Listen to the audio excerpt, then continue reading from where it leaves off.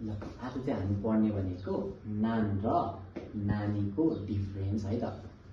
नानलाई चाहिँ नान र नानीलाई चाहिँ के नेपालीमा एउटै के भनेर भनिन्छ है।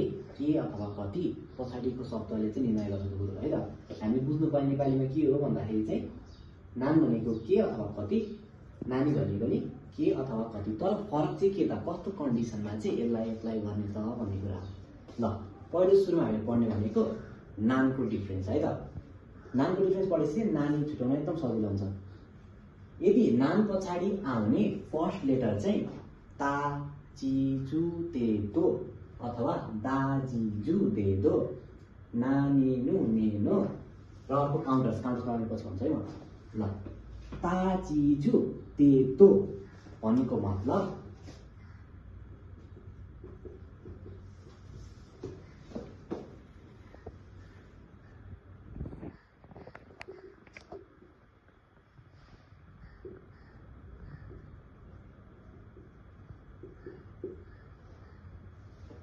कोनो खान्जी वा नाम तो युमिमास्का भनेको यो खान्जीलाई चाहिँ के भनेर पढ्ने भनेर सोधे है। जसरी यो के खान्जी हो, यो निहोनको है त।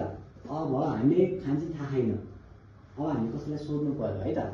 कोनो खान्जी वा नाम तो युमिमास्का। अब ठ्याक्क नाम पछाडि तो भनेको कुन चाहिँमा पर्यो, ता ची चु ते तो। यदि नाम भन्दा पछाडि ताको भएदेखि पनि यहाँनिर नानी प्रयोग हुन्छ र पछाडिपट्टि ची आयो भने पनि अगाडिपट्टि नानी प्रयोग गरिन्छ। चु आयो भनेदेखि पनि नानी प्रयोग हुन्छ।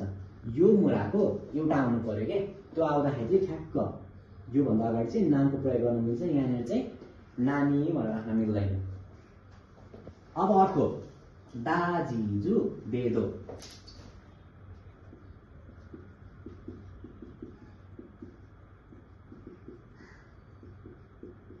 ल ठ्याक्क नाम पछाडि हेर्नु है, यहाँनिर अरू के हेर्नु पर्दैन। कोहीमा नाम देशका भनेको यो चाहिँ के हो त भन्दाखेरि है, जस्तै नाम भन्दा पछाडि के प्रयोग भएको छ, दे भनेको कुन चाहिँमा पर्यो, दाजिजु दे दो। यो दे पर्यो नि, माथिकोमा के परेको थियो, तो होइन त। अब यसमा चाहिँ के पर्यो त, दे पर्यो। अब अर्को यो मोरा नानी नु नेनो हो है त।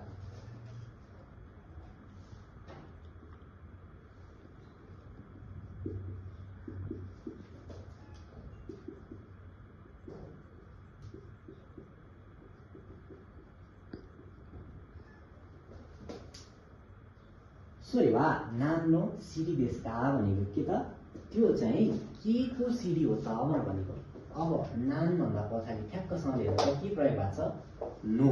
नो भने केमा प्रयोग हुन्छ, ना नि नु ने नो, यो नो प्रयोग हो नि त। अब यो नान भन्दा पछाडि यदि यो नाको भएदेखि पनि हि प्रयोग हुन्थ्यो, नि आएको भएदेखि पनि अगाडि नानी प्रयोग हुन्थ्यो, नु आएको भए पनि अगाडि नानी प्रयोग हुन्थ्यो है त। तिनवटा चाहिँ तपाईँहरूले यादै गर्नुपर्छ है त फर्स्ट सुरुमा। ल अब यो भयो। अर्को भनेको काउन्टर्स। काउन्टर्स भनेको कुनै पनि वस्तुहरू कुनै पनि कुराहरूलाई गन्दाखेरि नम्बर लेखिसकेपछि लास्टमा प्रयोग हुने शब्द। जस्तै काउन्टर भनेको निन।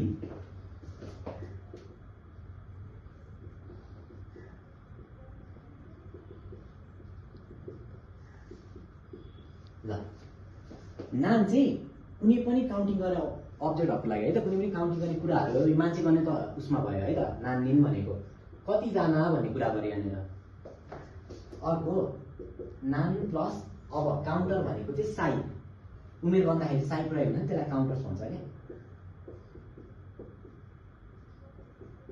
नान साई देशका सुरुमा नाम लेख्ने अनि काउन्टर कुनै पनि वस्तुलाई गर्न खोज्ने। जस्तै अर्को माई दाई, कपी पातल कुराहरू गर्दाखेरि माई भन्छ होइन। जस्तै अनि हाम्रो कम्प्युटर कुराहरू होइन, यताउता वस्तुहरू गर्दाखेरि के भन्छ, दाई भन्छ है त। त्यस्तो प्रयोग हुने चाहिँ त्यसलाई चाहिँ काउन्टर भनेर भन्छ नि। त्यस्तो त्योभन्दा अगाडि जहिले पनि नामको प्रयोग हुन्छ।